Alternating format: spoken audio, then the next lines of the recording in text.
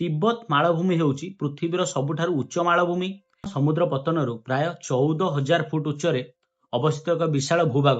ब्रह्मपुत्र ना होची कौन यार्लुंग एटा कौन की भाषा टैंग्सपो है। समुद्र पतनरु प्राय 14,000 फुट उच्चरे अवस्थित एक विशाल भूभाग जहाँ सारा विश्वर रूफ ऑफ द वर्ल्ड बा पृथ्वीर छात बोली कह जाए। यह हेउची तिब्बत पृथ्वीर सबुठारु उच्च भूमि हेबा सह यह एशियार प्राय 1.8 बिलियन माने 180 कोटी लोकंकर जीवन रेखा। भारतर सिंधु ब्रह्मपुत्र गंगार किछि उपनदी ए सबुर मूल स्रोत एही तिब्बतरु ही बाहरिछि। किंतु आज एही भूगोल हेबाकु जाउछि एक वाटर वार, ठीक अछि, बा जल युद्धर नाभि केंद्र। चीन काहेकि तिब्बत को जल अस्त्र बा वाटर वेपन भावे व्यवहार करुछि। भारत किपरि चीन रो एही जल बम को काउंटर करने को प्लानिंग तैयारी करछि आसंतु जानिबा आजिर एही विशेष एजुकेशनल वीडियो रे। Welcome to vision Odia. The geography of Tibet Asia water tower. वास्तव रे तिब्बत रो भूगोल कोन आसंतु सरल भाषा रे बुझिबा। तिब्बत मालभूमि हेउची पृथ्वीर सबुठारु उच्च मालभूमि। एथिपाई एहाकु पृथ्वीर छात बोली कह जाए। पृथ्वीर छात पामीर मालभूमि को भी कह जाए, याकू भी कह जाए। किंतु एहार सबुठारु बड़ चिन्ह हेउची एशियन वाटर टावर।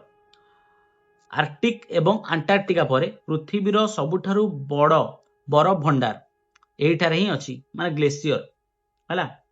भारत पई एहार महत्व कोन जानिबा।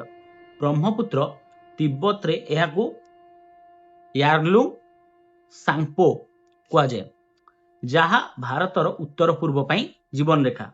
माने ब्रह्मपुत्र ना होची कोन यार्लुंग एटा कोन की भाषा टैंग्सपो हला। एबे आसीबा सिंधु नदी। भारतर जम्मू काश्मीर दे पाकिस्तान जाउथबा सिंधु नदीर मूल स्रोत एही तिब्बत रो ही बाहरची। अर्थात एशियार मुख्य नदी गुड़िकर जल उत्स चीन नियंत्रण रे। एटा भारत पई बहुत बड़ प्रॉब्लम। थर्ड पार्ट कोन ना the super dam China water weapon आ विषय भी जानिबा। एबे आसीबा सही मुख्य विवाद को। चीन नीति हेउची जल नियंत्रण। चीन सबु बेले नदीर उत्पत्ति स्थल रे अवस्थित। एबे चीन बनाउची पृथ्वीर सबुठारु बड़ सुपर मेगा डैम। एही डैम टी काहेकि भारत पई विपद। द ग्रेट बेंड क्राइसिस जेउठारे ब्रह्मपुत्र नदी उच्चता कमाई एक यू टर्न नहीं भारतीय सीमा रे प्रवेश करे। चीन से ही ग्रेट बेंड अंचल रे एक विशाल डैम बनाउची। एही डैम द्वारा चीन जेकोनी समय रे पानी रोकी भारतर आसाम और अरुणाचल रे मरुड़ी आनी पारे, किंबा युद्ध समय रे बा वर्षा दिन समय रे एका संगे पानी को छाड़ी देई कृत्रिम बन्या भी सृष्टि करि पारे। एहा सह एहा एक भूकंप प्रवण अंचल होइथिबारु एते बड़ डैम निर्माण सारा परिवेश पई एक बहुत बड़ विपद अटे। तेबे भारतीय सेना एवं सरकार कौन करुछंती। भारत किपरि चीन रो एही जलजाल को काउंटर करिवो।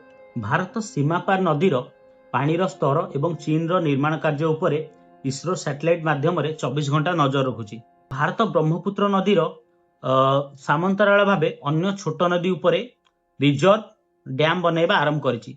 जदि चीन पानी रोके तेबे भारतीय सेना और जनसाधारण पई निजस्व जल भंडार होबो। और कौन ना ब्रह्मोस काउंटर एटा कौन जानिबा ना चीन बुझिबा उचित भारतीय सेना सीमा रे ब्रह्मोस मिसाइल तैनात करिछि। चीन कोनोसी भी डैम बनाउथिबा मेसिन को एही मिसाइल केतेबेले भी ध्वंस करि पारे। तिब्बत रो भूगोल केवल पानी पई नुहे बरम एशियार स्थिरता पई गुरुत्वपूर्ण। चीन निजर फायदा पई जेते भी चालाक हेउना काहेकि भारत निजर मास्टर प्लान द्वारा तार सबु चालाक को काउंटर करिवो। आपनको कमेंट जरूरी। चीन एही डैम काहेकि पृथ्वी पई संकट आपनको मतामत निश्चय कमेंट रे दियंतु। एही परी जियोपॉलिटिक्स डिफेंस एवं एजुकेशनल वीडियो पई आम चैनल को विजन ओडिया को सब्सक्राइब करंतु। धन्यवाद।